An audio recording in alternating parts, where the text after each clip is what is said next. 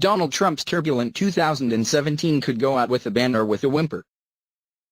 President Donald Trump returned to work at a festively decorated White House this week, facing a formidable to-do list that will decide whether his Christmas is filled with political misery or cheer.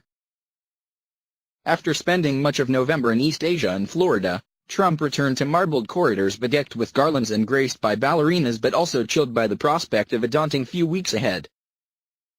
December sees deadlines that, if missed, could see the U.S. government hurtle towards a shutdown and even a technical default in the new year. The debt ceiling and government budget will be on the agenda when Trump meets congressional leaders from both parties on Tuesday.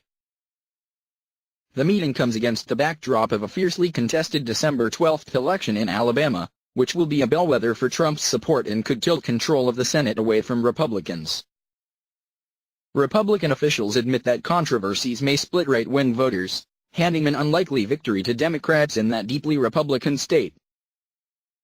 Trump has thrown his weight behind party candidate Roy Moore, who has refused to withdraw despite facing a string of allegations that he molested or sexually assaulted teenage girls when he was in his 30s.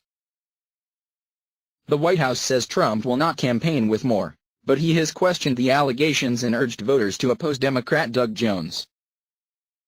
But some Republicans plan to vote for a write-in candidate whose name is not on the ballot. Even before that, Trump's first task will be to pass tax cuts, which Republicans see as absolutely vital to keep voters and donors happy. It will be the biggest tax reduction in the history of our country, Trump said, expressing confidence Monday. It will bring jobs, it will bring a lot of income coming into the country, buying product, etc. With the party in control of the White House and both chambers of Congress, the task should be straightforward. But little is straightforward in Washington these days. The administration's chief salesman, Treasury Secretary Steve Mnuchin and top economic aide Gary Cohn, both multimillionaires, have struggled to convince the public that the tax cut will help middle-class families, as Trump insists. With the details still being thrashed out, a Harvard-Harris poll showed a majority of voters opposed, believing it will hurt them financially. Democrats have been busy trying to portray the proposals as good for big business but bad for ordinary Americans. The Nonpartisan Tax Policy Center estimates 9% of taxpayers would pay more in 2019, rising to 50% by 2027. Half a dozen Republican senators have publicly expressed doubts about the tax cut plan. The House has already passed its own version.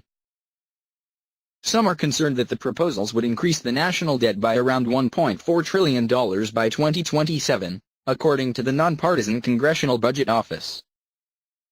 The White House argues that the cuts will boost growth and this in turn will increase tax revenue, although most economists disagree. With the slightest of Senate majorities, Trump cannot lose more than 2 Republican votes. Having so far failed to pass healthcare, immigration, or infrastructure reforms, he faces a party revolt if he cannot make tax cuts law. Top Republican Paul Ryan said the country was at a generational defining moment. Trump will travel to Missouri on Wednesday to make the case, and to heap pressure on Democratic Senator Claire McCaskill, who faces a tough re-election fight.